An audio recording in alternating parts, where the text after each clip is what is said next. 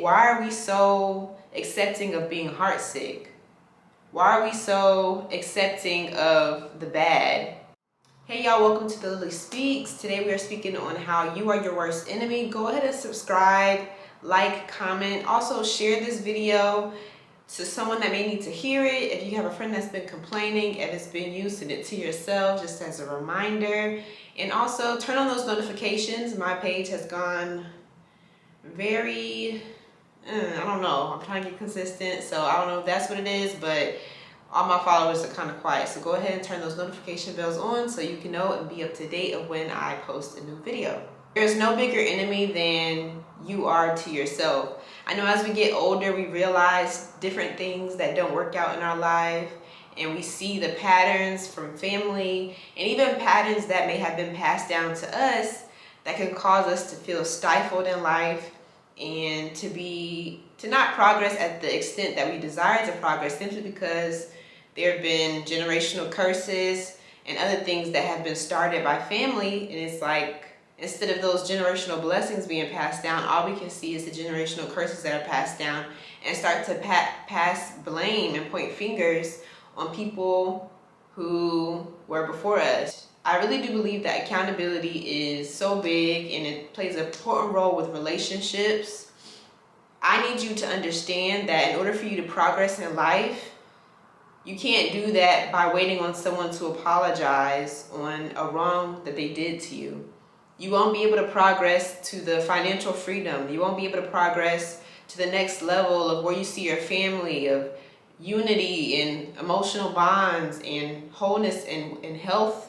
You won't be able to reach that level if you're stuck looking in the rearview mirror of life. Now, this is something that I've achieved in life, but also as a human, I always have to remind myself when I get stuck in moments of complaining, and when I get stuck in just thinking about how things aren't working for me in any given moment, I have to stop and I have to make a game plan for myself. Okay, what am I gonna do to get myself out of this bed? I didn't put myself here. This was X, Y, and Z. This was so-and-so. I'm struggling with this. We had that saying where people really are paying for the sins of their forefathers or paying for the sins of their parents. We have to let go ownership of those things. It's so easy to take on ownership of the sins of someone else when we should be more prone and more desiring to take ownership of healing, of wholeness. I know it's easier said than done. I understand that taking on what you're used to, that old identity, it's easy because, oh, I'm used to doing this. Oh, for how many years you've been caught in complaining, or however many years you've been used to being seen as this, but you want to be this, but you're holding on for dear life for an identity you don't even like. If I was just sitting down one day and I felt God was talking to me like, you're saying you want A, but you holding so far on to B, and B is something that you don't like, that you despise, that it makes you cry at night, that it makes you struggle with communicating with people, it makes your heart sick. Why are we so accepting of being heartsick? Why are we so accepting of the bad? And that was another thing that I realized, like, we'll hold on to the bad, we'll hold on to negativity, we'll hold on to the things that's not working, we'll complain about it along the way, but we'll make it our best friend. Like, okay, I don't like you, but I was rejected, I was abandoned, I wasn't accepted. And it literally takes a fight to get out of that, but you have to desire and decide that you are worth the fight. That goes back to my last video. You have to decide you are worth it. You are worth the wait. You have to be, like I said in that last video, you have to be your own advocate. And the first way on doing that is making sure that you're not your own enemy.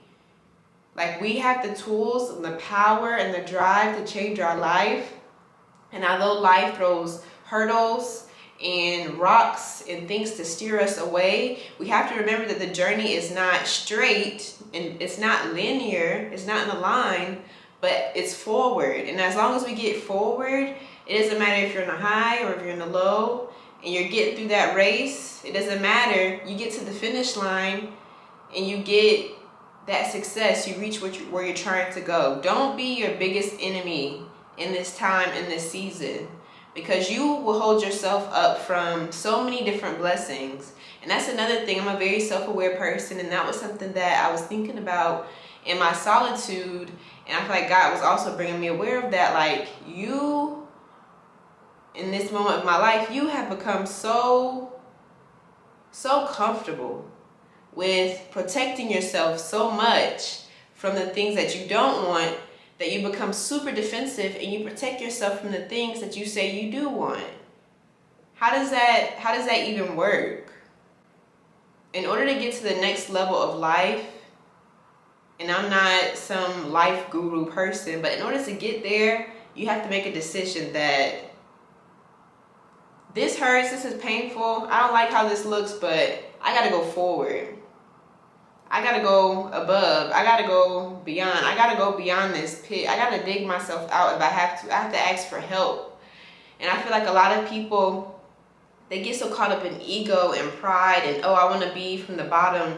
I want to get it from the mud so people could see that I did it and it was nobody else that helped me. We really have to let that go. That idea of like, oh, people will praise me if they see that I got it from the mud and I did it myself. There's literally no reward in breaking your back if you have access to help.